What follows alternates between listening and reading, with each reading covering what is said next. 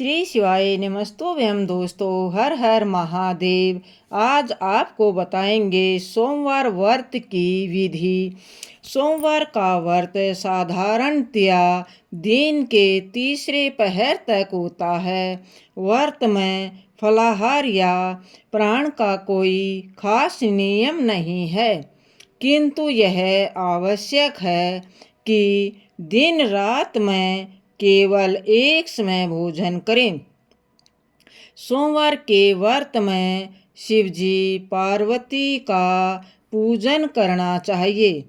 सोमवार के व्रत 3 प्रकार के हैं: साधारण, प्रति सोमवार, सौम्य प्रदोष और 16 सोमवार। विधि तीनों की एक जैसी है। शिव पूजन पश्चात कथा सुननी चाहिए। सोमवार व्रत कथा आरंभ। एक बहुत साहूकार था, जिसके घर धन आदि किसी प्रकार की कमी नहीं थी, परंतु उसके कोई पुत्र नहीं था। वह इसी चिंता में रात दिन रहता था।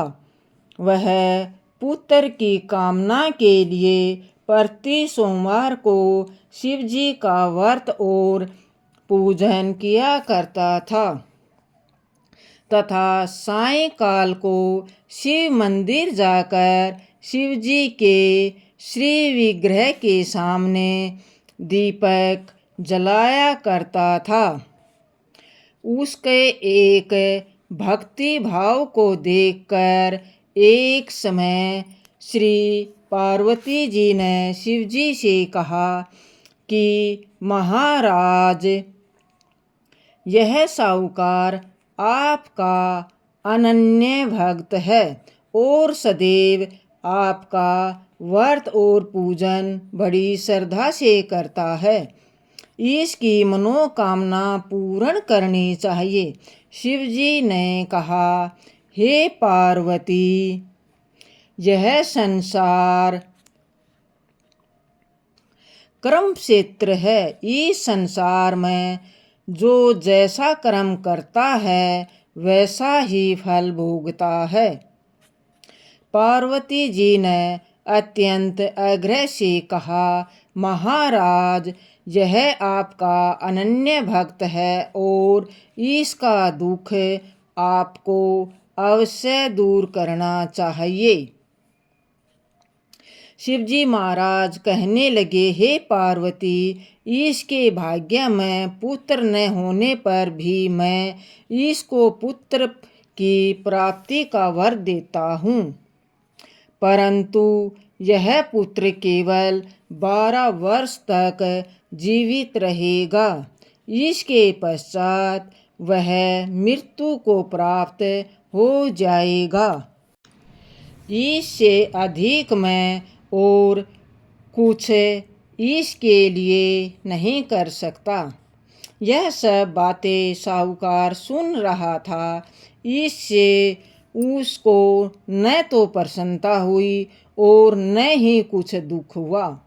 वह पहले जैसे ही शिवजी महाराज का व्रत और पूजन करता रहा।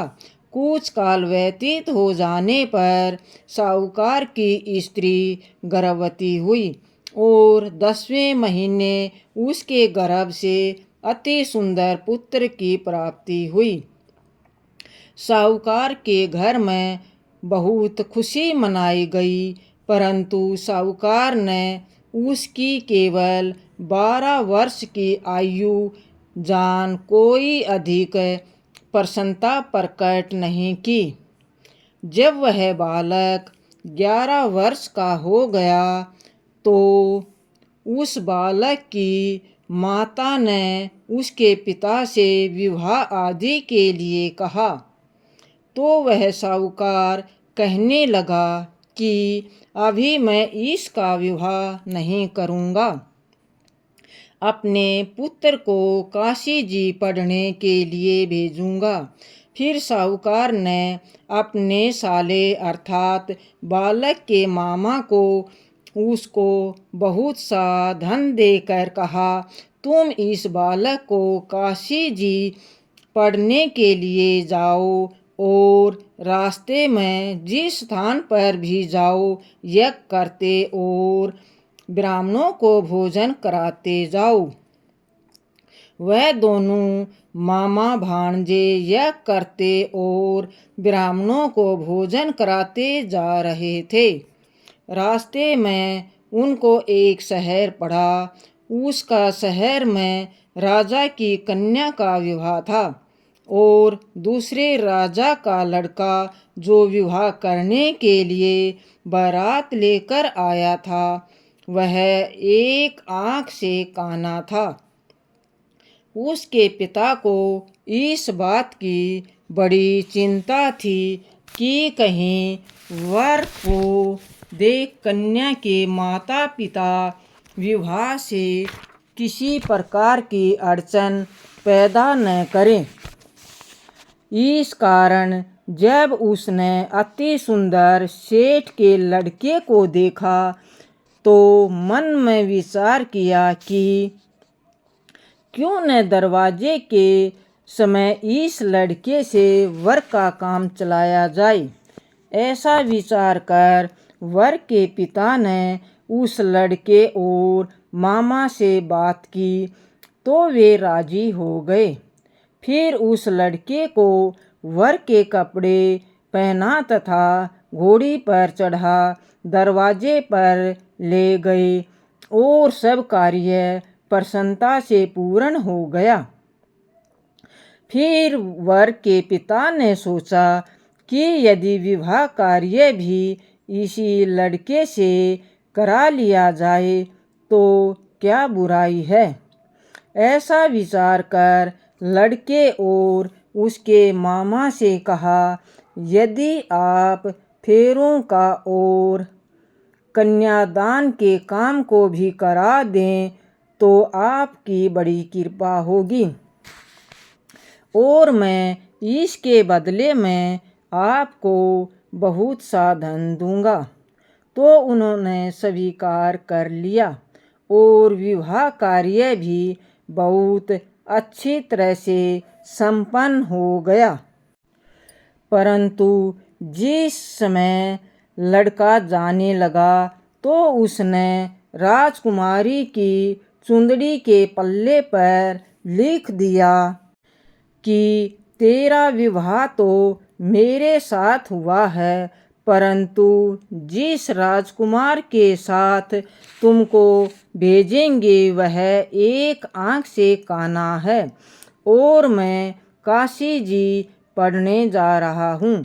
लड़के ने जाने के पश्चात उस राजकुमारी ने जब अपनी चुंदड़ी पर ऐसा लिखा पाया तो उसने राजकुमार के साथ जाने से मना कर दिया और कहा कि यह मेरा पति नहीं है, मेरा विवाह इसके साथ नहीं हुआ, वह तो काशी जी पढ़ने गया है।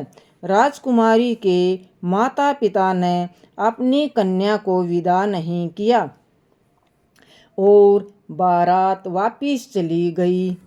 उधर सेठ का लड़का और उसका मामा काशी जी पहुंच गए। वहां जाकर उन्होंने यज्ञ करना और लड़के ने पढ़ना शुरू कर दिया। जब लड़के की आयु 12 साल की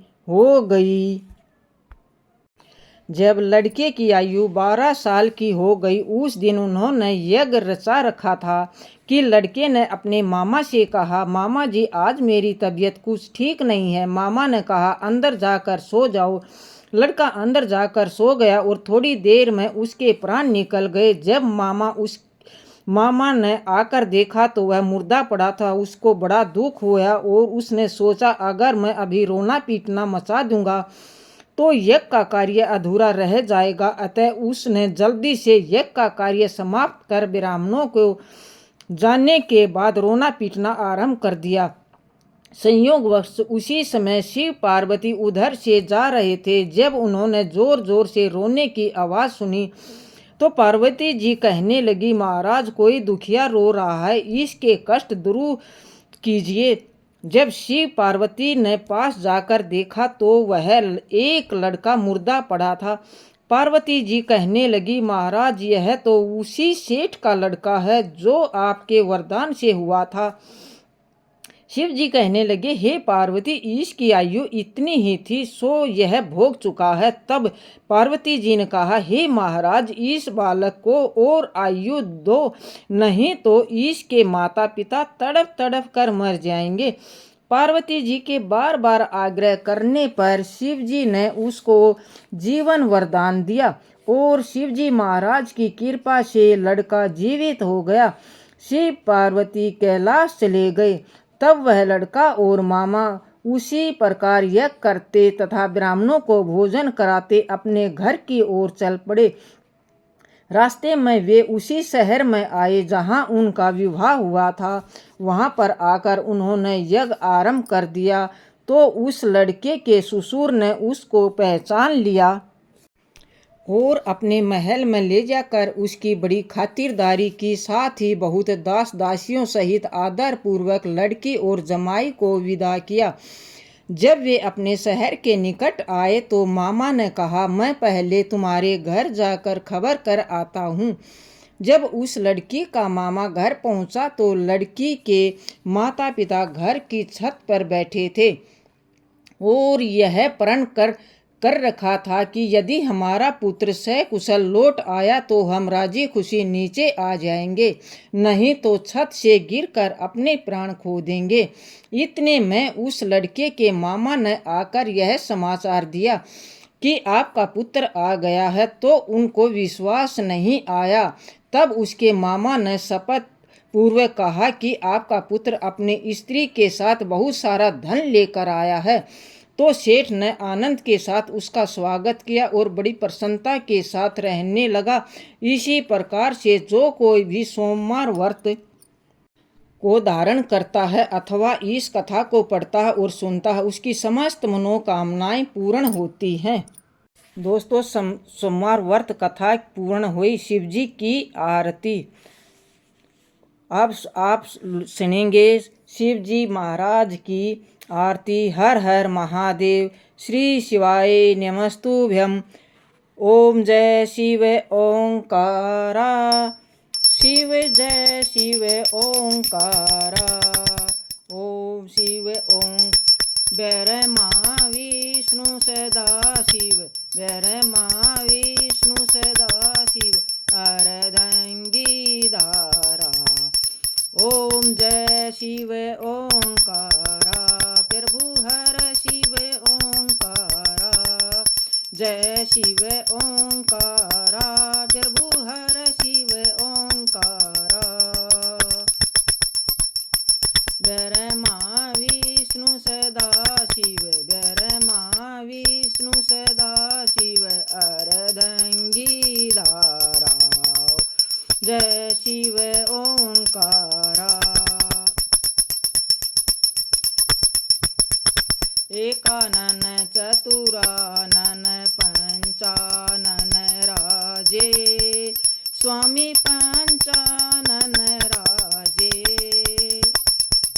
हंसानन गरुड़ासन। हंसानन गरुड़ासन। वर्ष वाहन साजे। ओम जय शिव ओंकारा। दो भुज चार चतुर भुज अति सोहे। स्वामी दश भुज अति सोहे। तीनों रूप निरखता। तीनों रूप निरखता। तेरे उन मन मोहे। ओम जय शिव ओंकारा। अक्षमाला वनमाला मुंडमाला धारी। स्वामी मुंडमाला धारी।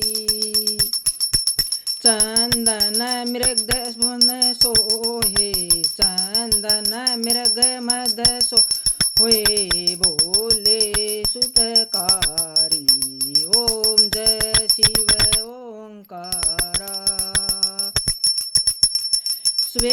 श्वेतांबर पीतांबर बागांबर अंगे स्वामी बागांबर अंगे सेनकादिक ब्रह्मादिक सेनकादिक ब्रह्मादिक भूतादिक संगे ओम जय शिव ओंकारा करमंद श्रेष्ठ कमंडल चक्र सुरधारी स्वामी चक्र त्रिशूल धरता जग करता जग हरता जग करता जग हरता जग पालन करता ओम जय शिव ओंकारा ब्रह्मा विष्णु सदा शिव जानत अविवेका स्वामी जानत अविवेका परण अक्षर के मध्यम परण अक्षर के मध्यम ये तीनों एका ओम जय शिव ओंकारा तीर गुण स्वामी जी की आरती जो कोई नर गावे स्वामी जो कोई प्रेम सहित गावे कहत शिवानंद स्वामी कहत शिवानंद स्वामी मनवांचित फल पावी ओम जय शिव ओंकारा ओम जय शिव